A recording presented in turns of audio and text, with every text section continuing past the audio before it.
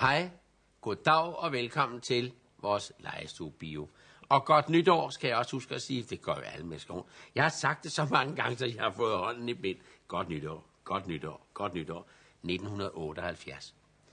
I dag skal vi se en rigtig film for jer, tror jeg. En med nogle små dyrebørn, som leger og har det dejligt. Men jeg synes, vi skal begynde med en slags gætteleg, fordi det nu er blevet 1978. Vi skal se herinde, om I er blevet rigtig kvikke i julen til at følge med. Der kommer 3 billeder, og det er 3 forskellige dyr, som også om lidt kommer i filmen. Hvad er det for en, den I ser nu? Har I gættet det? Jeg tror det. Og jeg tror, jeg bliver nødt til at sige løsningen nu, for jeg kan jo ikke høre, hvad I siger. Det er en bamse, en bjørn med sin unge. Nu kommer det næste dyr, som er en unge. I vil se på filmen om lidt. Og hvad er det for en? Ja, jeg tror. Var den ikke dejlig? Det var en tiger.